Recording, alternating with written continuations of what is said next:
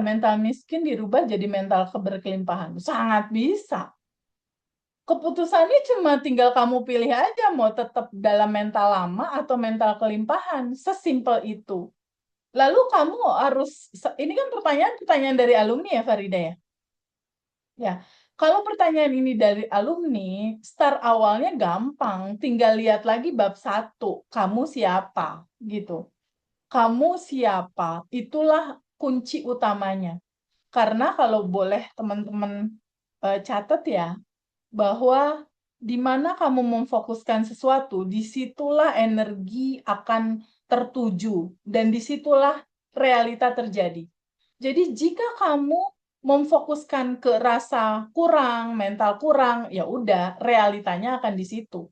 Tapi pahami bahwa sejatinya kamu bukan itu, sejatinya kamu bahagia dan berkelimpahan. Itu. Oke, Teh. Ke pertanyaan selanjutnya.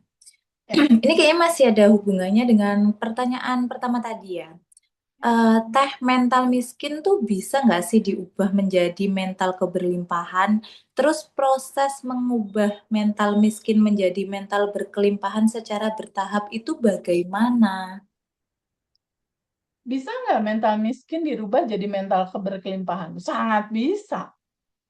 Keputusannya cuma tinggal kamu pilih aja mau tetap dalam mental lama atau mental kelimpahan. Sesimpel itu. Lalu kamu harus, ini kan pertanyaan dari alumni ya Farida ya?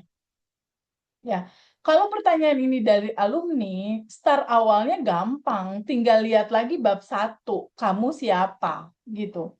Kamu siapa? Itulah kunci utamanya.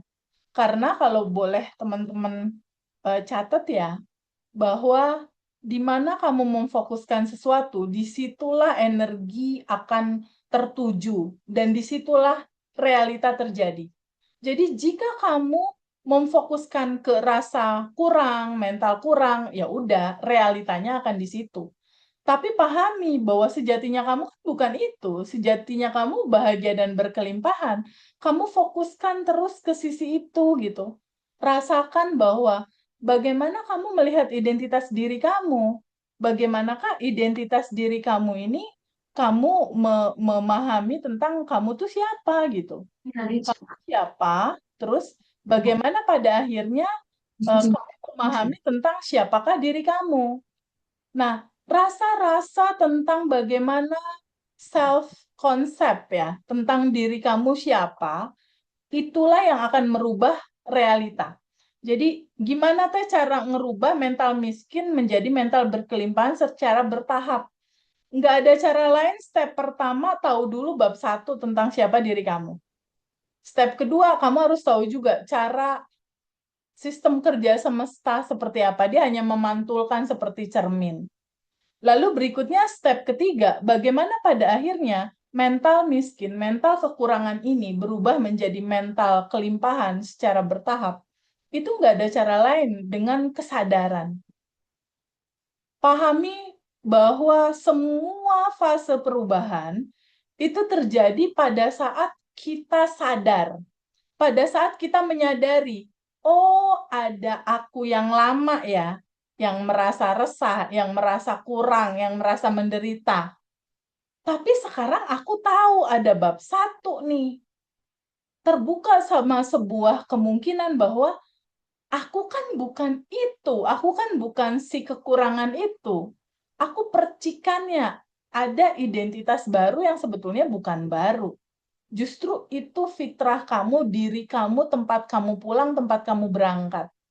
Jadi di titik sebuah kesadaran, kamu berangkat dari situ, kamu pulang ke situ. Yaitu sejatinya kamu yang tanpa batas dan berkelimpahan. Jadi prosesnya mulai dari mana Teh untuk merubah mental miskin jadi mental kaya? Dari kesadaran kamu. Sadari, lalu kamu mau berjalan di mana? Identitas mana yang kamu mau pakai dalam hari-hari kamu gitu. Lakukan keputusan batin. Diri lama aku off, udah selesai. Diri baru aku yang on, berjalan gitu. Lakukan keputusan batin untuk pada akhirnya kamu memahami bahwa ternyata hidup ini itu hanya tentang kebahagiaan, tentang kemudahan, tentang kelimpahan. Udah, ambil keputusan batin.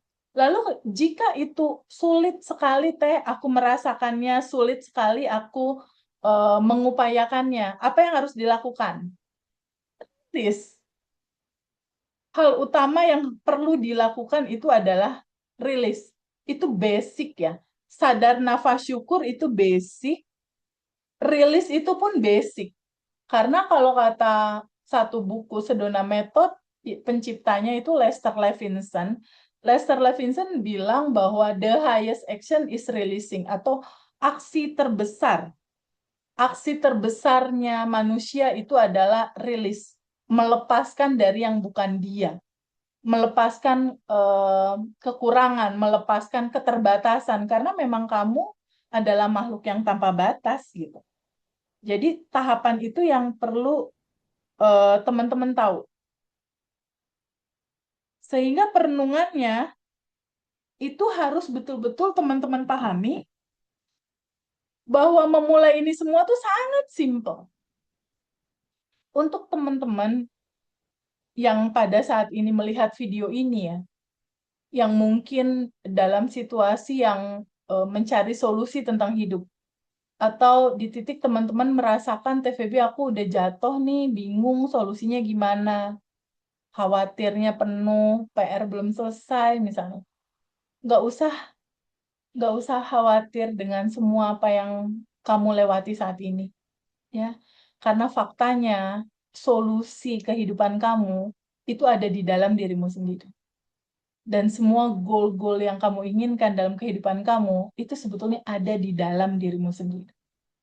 Jadi, di titik utama yang harus kamu lakukan, intinya adalah kesadaran ini. Kesadaran untuk melihat kamu siapa. Itu satu. Untuk melihat identitas dirimu, itu satu solusinya. Kedua, kesadaran untuk melihat di posisi sekarang, banyak lapisan endapan emosiku nih. Ya terus lapisan endapan emosinya mau diapain? Mau dipegangin terus? Atau mau dilepas? Gitu doang sebetulnya.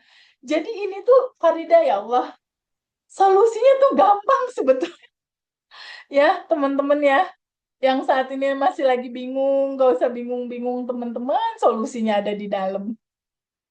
Yang lagi ngejar-ngejar jodoh, nggak usah dikejar-kejar teman-teman, jodohnya udah ada di dalam.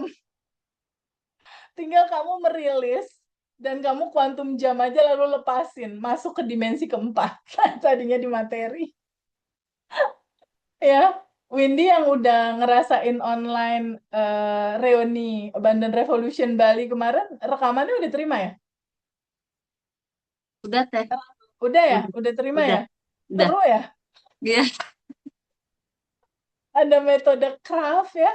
Ada iya. meningkatkan eh, income kita juga ya, metode memaksimalkan penghasilan kita. Itu seru banget gitu. Dan sekarang kita tahu, ternyata di dimensi keempat, dimensi kuantum, ternyata versi apapun secara potensi diri kita tuh udah ada dan tersedia gitu. Jadi jangan khawatir teman-teman, cara mengubah kekurangan menjadi kelimpahan itu sangat mudah ya. Sadari bahwa identitas dirimu siapa, lalu kedua sadari di sisi sekarang masih banyak lapisan endapan emosi. Ketika kamu sadar masih banyak lapisan endapan emosi, taunya dari mana? Lihat aja realitas kita sekarang. Kalau kita masih narik napas sama kehidupan ini, berarti lapisan endapan emosinya masih banyak. Jika kita merasa kurang, merasa resah, berarti masih ada yang harus kita beresin di dalam gitu. Kunciannya cuma itu, nggak cerita tentang di luar, yang kita rasain aja saat ini di dalam. Semudah kita menyadari tentang itu, Farida, langkah-langkahnya ambil sebuah keputusan. Mau pakai data lama atau data yang baru. Begitu. Oke, kita lanjut ke pertanyaan seru selanjutnya. Ini, Teh, praktek apa sih yang efektif untuk menyelaraskan emosi, pikiran, dan tindakan agar manifestasi berjalan alami? Pertanyaannya bagus-bagus ya. Apakah yang paling efektif? Craft method. Metode craft sebetulnya itu paling efektif banget gitu. Itu dibuka di kelas Abundant Revolution sebetulnya. Tapi kalau ditanya lebih singkat, praktek apa TVB yang paling efektif untuk menyelaraskan emosi, pikiran, dan tindakan agar manifestasi berjalan secara alami? Nggak ada kata lain selain rilis. Praktek yang paling efektif itu ada di daily rutinnya Abundant Revolution ya. Sadar nafas syukur, praktekin. 227, praktekin. Lalu rilis, jadikan lifestyle. Lalu pada saat ada shadow muncul, ada pikiran yang bilang, alah mau kuantum jam 10 juta, isi dompet aja 10.000. Jika teman-teman ada pernah mengalami itu, wah mana bisa dapetin mobil itu, misalnya kayak gitu. Itu kan shadow ya, itu suara-suara pikiran. Suara-suara pikiran dalam shadow itu dia datangnya dari mana? Dari data lama. Dari data lama kita, Farida.